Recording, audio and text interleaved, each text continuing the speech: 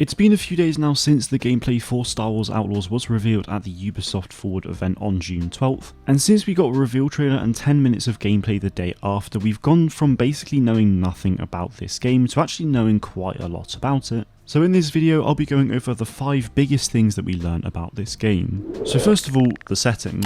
In Star Wars Outlaws, we will be playing as a young female scoundrel called Kay Vess. She, along with her pet companion Nix, will be taking on missions from different crime syndicates like the Pikes and the Hutts in order to be able to make a living. But it seems as though we'll be pulling off a huge heist as the big part of the game. Outlaws is set in the year between The Empire Strikes Back and Return of the Jedi, which I think is hugely exciting as it's relatively unexplored besides the comics. And finally, the game will release in 2024, so next year, on Xbox Series S and X, PS5 and PC. Now I appreciate that was quite a bit to take in, but that was only point 1 of 5, so make sure you are staying until the end of this video to learn more.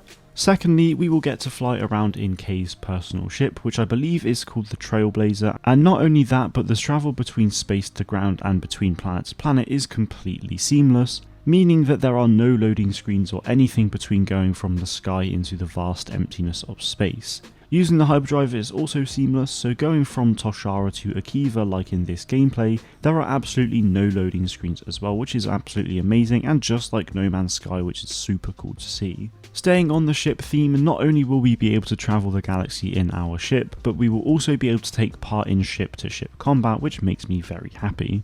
Having a game where you're boots on the ground but literally 1 minute later you're destroying TIE fighters in space is something that I've wanted for a very long time. Sure, my main hope is to be able to see that in a multiplayer game, but right now I will absolutely take anything that I can. And there does seem to be quite a bit about space combat as well, so I will be making a video explaining all of what we know about it so far in the coming weeks, but at the moment it's looking very cool. The next major thing that we learned about is Kay's companion Nix. Now we knew from the reveal trailer on Sunday that he would play a big role in this game, and thanks to the gameplay walkthrough we've seen a few things in which he can do, which I will do a deep dive in a future video as well as the ship stuff. But we know already that with Nix we can use him to distract and attack enemies, push buttons and pick up weapons for Kay to use. There will no doubt be so much more that Nix can do, and I'm really excited to learn more about him, but so far he seems super useful and obviously very adorable.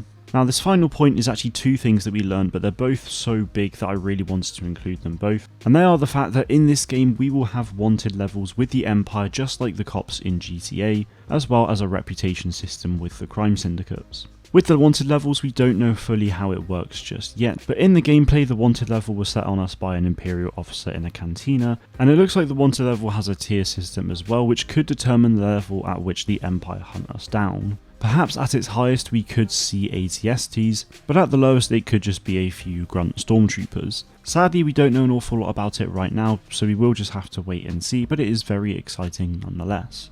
As for the reputation system, there are 3 crime syndicates that we currently know about so far, and they are the Pikes, the Hutts, and a completely new and original crime syndicate which I can't actually remember the name of, but we'll get to do missions for them and build our reputation with them, which could potentially have a big impact on the game. So like the wanted system, I am very excited to learn more about this. Star Wars Outlaws has a lot of very promising features already, and it sounds like a pretty dream Star Wars game to me, which I will be discussing in my next video. I've got tons of other content planned for this game already, so make sure you are subscribed to the channel so you don't miss out on any of that. That is going to do it from me today though. Thank you all very much for watching, and may the Force be with you always.